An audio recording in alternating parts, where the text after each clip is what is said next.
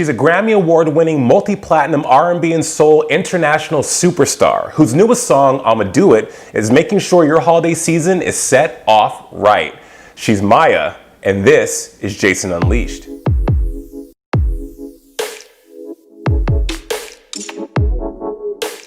Maya, welcome to Jason Unleashed. You look incredible, but I mean, of course you do. You're Maya. How you doing? Hi, Jason. So nice to meet you virtually. Right? I'm doing good. Thank you for having me, by the way. Of course, 100%. Huge fan. Have been a fan since the spring of '98.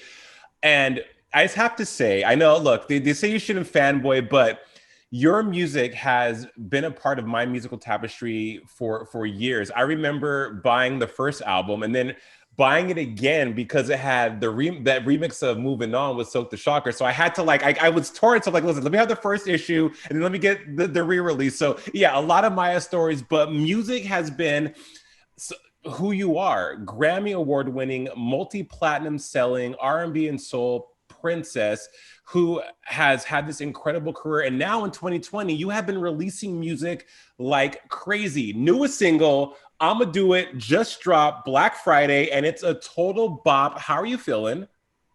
I'm feeling great. I hope people love it. You know, the fans actually requested an up-tempo after a couple of R&B and pop singles that I had released. So here they go on a platter. You went independent 2007, right? You said, let me invest in myself. Let me bet on myself. Let me take control of every aspect of my career and every aspect of who I am as a woman.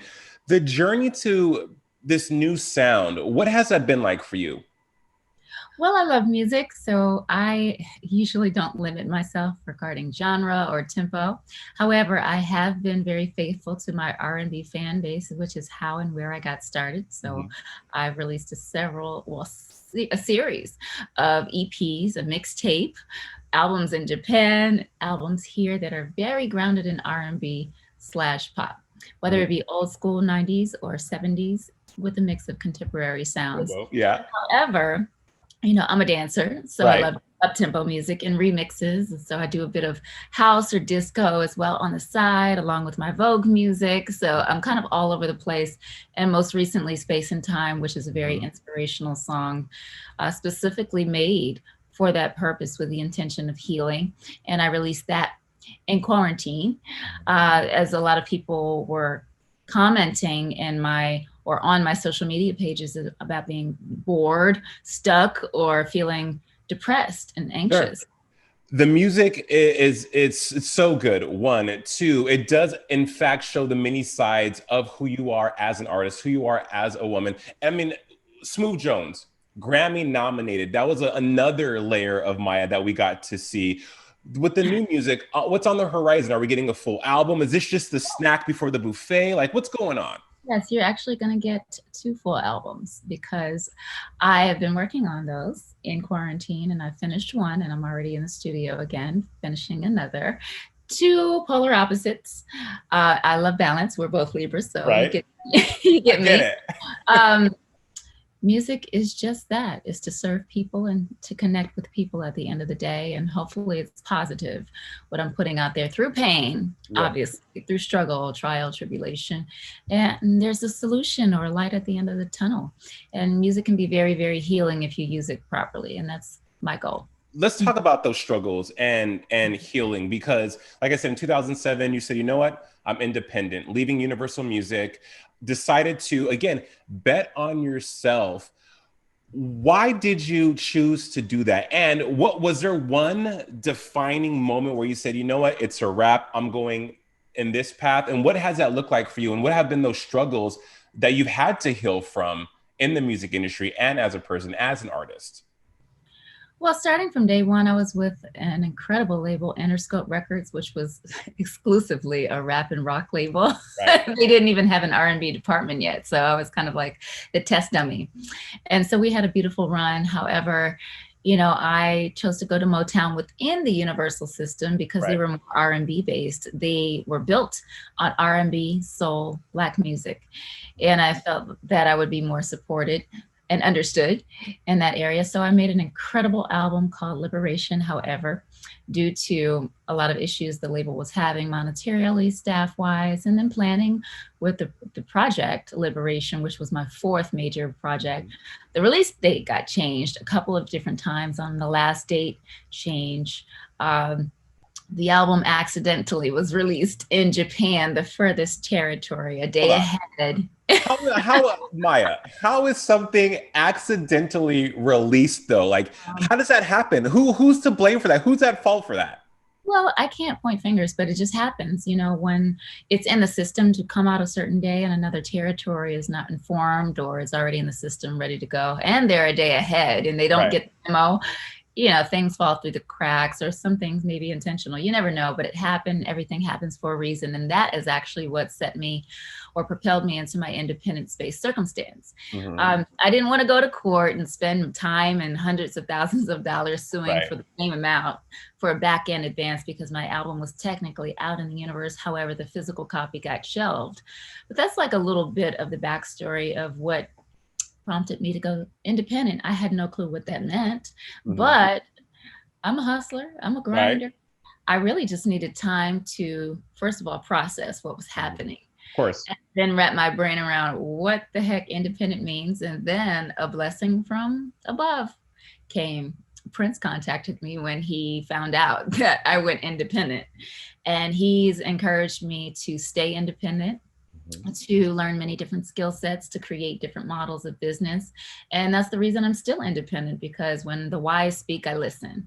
I'm still a student, and it's allowed me to become a leader and my own boss and practice ownership, but also be in love with music, and nothing, whether it's business, etc., politics, come in the way of that. And I really love where I am. So once again, devastation turns into blessing and empowerment.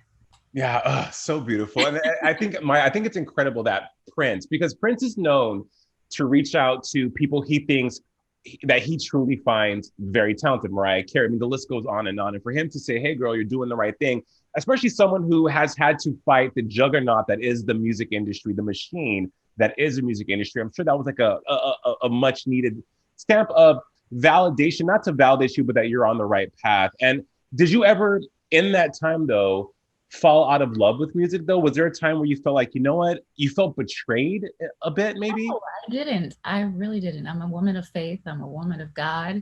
You know, I'm still clatchet. That doesn't mean that I'm not having fun. Yeah. Classy and ratchet. But I mean, I really truly believe when the wise speak and they've walked shoes that you haven't walked in yet, that they have something to pass on to you of knowledge and of expertise or experience, and they don't want you to walk through the same fire as them. So they speak to you and pull you to the side when they do believe you, or believe in you, excuse me, and pass you words of wisdom. And that is so encouraging, and it's so needed. And it's really put me in a great headspace. I've protected my peace, my sanity. But that's not to say that I don't want to be aligned with the label. I just would do it differently if I were to step back into the major system with a lot more to offer to the labels as my own label, because I do everything that a label would do. I'm just very limited because I don't have the type of finances that they do. But it would be a partnership situation. Sure. And so I would do all of the logistics as my own label, Planet 9. And hey, marketing and radio is what you need as an artist, if that's what you want, because now we have streaming and a new model of exposure has been birthed. So it's really, really interesting to come from the cassette tape and vinyl days. Word. Yes. I was just to the Pro Tools, to now streaming and digital. And there's so many different ways to put out music, and I'm just in love with that, and I'm addicted to it. And so here you have it. I'm just releasing single after single this year to keep the fans happy and put something new in the universe, because also tomorrow's not promised, and I do have that freedom, and I'm not chasing a specific sound or trying to conform to radio. It's just music and what I vibe with, and that will hold my fans over until the next albums.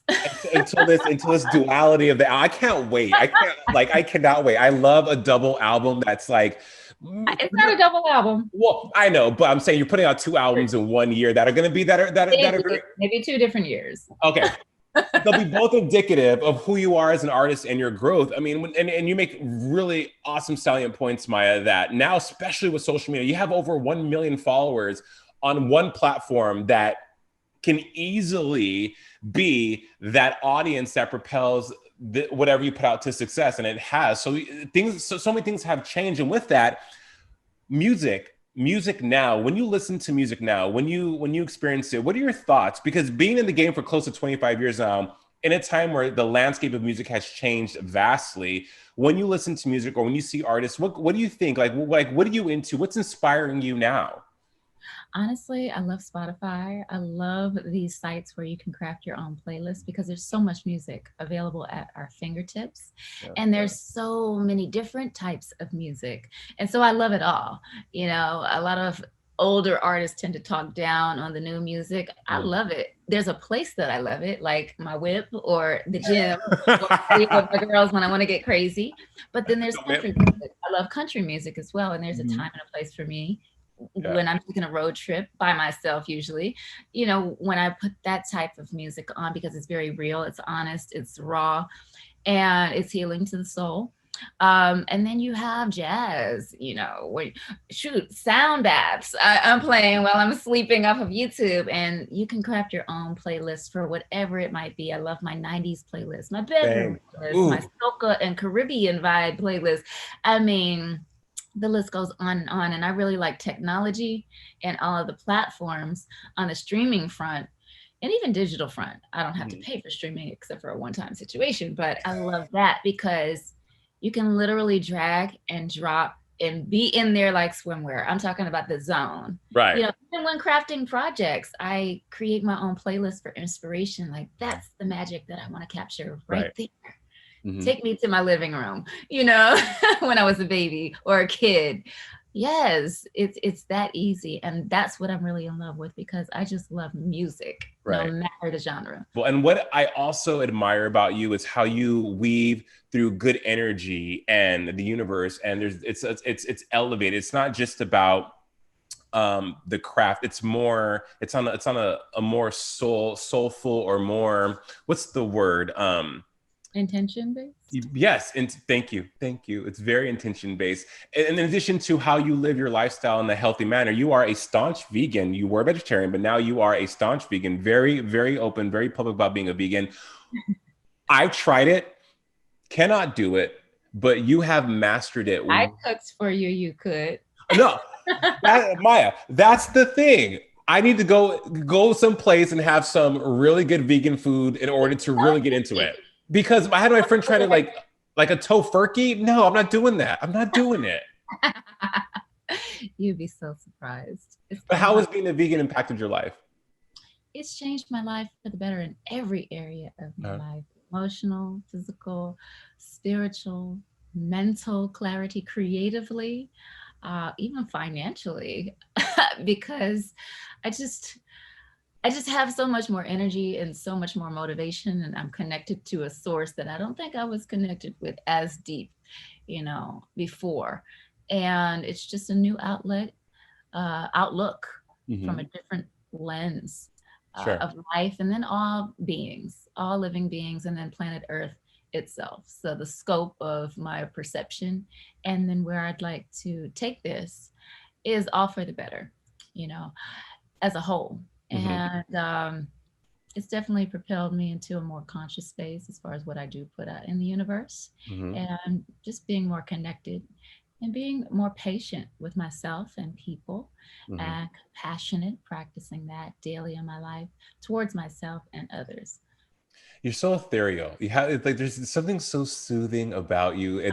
I needed you all quarantine. What have you learned about yourself in quarantine? We've all had time to chillax, relax, kick back, reflect, have time to think. What have you discovered about yourself in 2020 and in quarantine? I've discovered that I'm a workaholic and travelholic. You know, sitting down in one place for 7 months was very hard for me, but I work in that space. And so I've done fitness challenges, I've done vegan challenges, cooking sessions. I've done so much.